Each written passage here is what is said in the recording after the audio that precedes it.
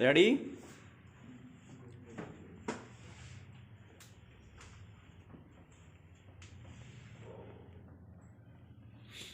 Start. मानव इतिहास में यह पहला मौका नहीं है जब एक अदृश्य विषाणु ने जैसे पूरी दुनिया के नियम कायदों को उलट पलट कर दिया हो। विराम। इससे पहले भी करोड़ों जाने लील लेने वाले एक से बढ़कर एक खौफनाक विषाणु और जीवाणु मानव जाति पर हमला बोल चुके हैं। विराम। लेकिन कोरोना विषाणु और उससे पैदा हुई महामारी कोविड-19 को हम कई मामलों में सबसे ज़्यादा खतरनाक मान सकते हैं। विराम। यह चिकित्सा विज्ञान का वह दौर है जिसमें चिकित्सा विज्ञानियों के पास प्राय हर बीमारी का तोड़ है और इलाज के बेहद सटीक इंतजाम है। विराम। इसीलिए दावा किया जाता है कि आज अत्याधुनिक चिकित्सा विज्ञान जटिल से जटिल विषाणु के आगे पीछे की श्रृंखलाओं को समझ सकता है और उनसे बचाव के तरीके खोज सकता है। विराम। लेकिन कोरोना विषाणु के बदलते रूपों और नए नए विषाणुओं की पैदावार ने इन सारे इंतजामों को जैसे धत्ता बता दी है और यह चुनौती पैदा कर दी है कि हमारे विज्ञान में अगर कोई क्षमता है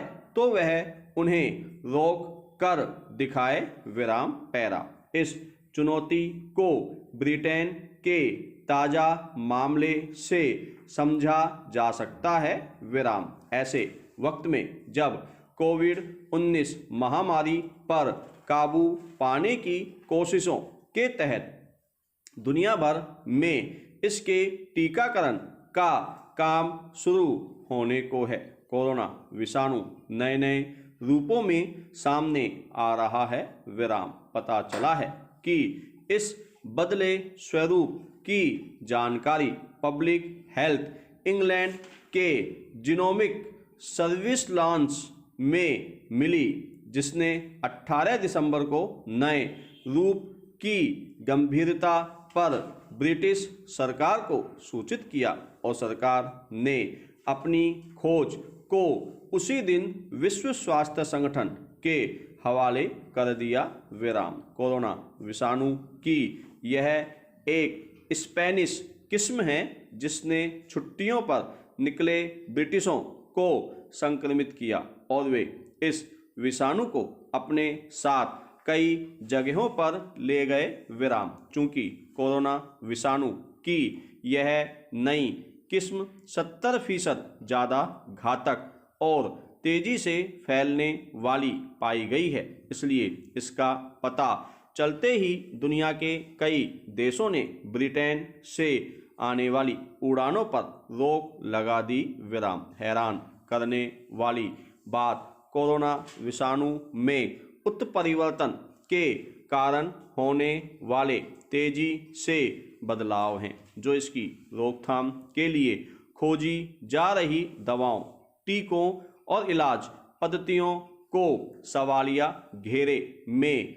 ला खड़ा करते हैं। विराम। चिंता सिर्फ यह नहीं है कि इस बदलाव के कारण दवाओं और टीकों के बेअसर होने की आशंका पैदा हो गई है, बल्कि कोरोना पर जीत हासिल कर चुके लोगों के खून में जो एंटीबॉडी बनी है यह भी विषाणु के बदले स्वरूप के खिलाफ कम असरदार रह जाती है। विराम। पैरा। कुछ और जानकारियां हैं जो परेशान करने वाली है। विराम। जैसे कोरोना विषाणु ने जब से इंसानों को अपनी चपेट में लिया है तब से इसमें हर महीने तकरीबन 2 बदलाव हो रहे हैं। विराम। दावा है कि चीन के वुहान शहर में मिले विषाणु से यदि आज के कोरोना विषाणु का मिलान किया जाए तो इसमें 25 तरह के बदलाव आ चुके हैं। विराम। बहुत मुमकिन है कि अगले साल के आरंभ में जब इसका टीका भारत सहित दुनिया के दूसरे मुल्कों में लगाया जाना शुरू होगा तब तक यह कुछ और रूप धारण कर ले।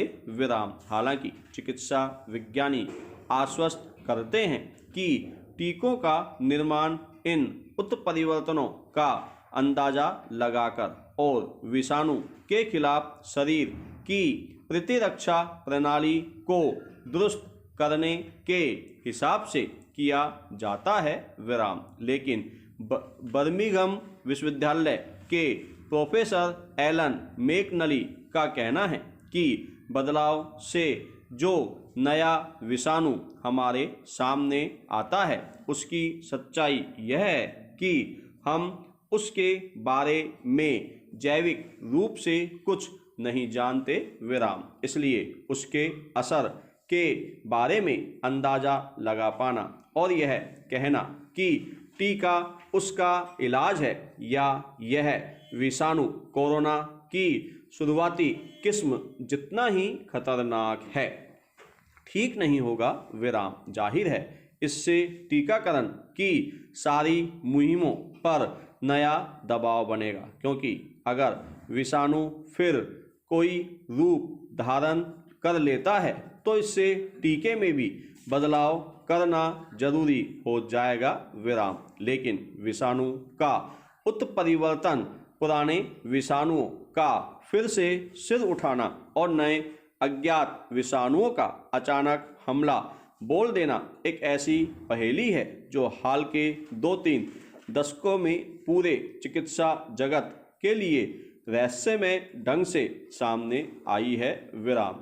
सवाल उठ रहे हैं कि क्या यह महज संयोग है कि जैसे जैसे हमारा चिकित्सा तंत्र हर मर्ज के सटीक इलाज के दावे की ओर बढ़ रहा है वैसे वैसे नए नए विषाणुओं की फौज आक्रामक ढंग से हमले करने लगी है। विराम। या फिर यह प्रकृति का कोई प्रकोप है जो संसाधनों के अंधाधुंध दोहन के कारण अपने बचाव के लिए इंसानों के खिलाफ अपने पैंतरे दिखा रहा है या कहीं इसके पीछे उन ढके छिपे विषाणुओं की कोई कहानी तो नहीं है जिस पर अभी तक किसी की नज़र नहीं गई। लेकिन जलवायु परिवर्तन से तापमान बढ़ने के कारण उन विषाणुओं की उत्पत्ति की राह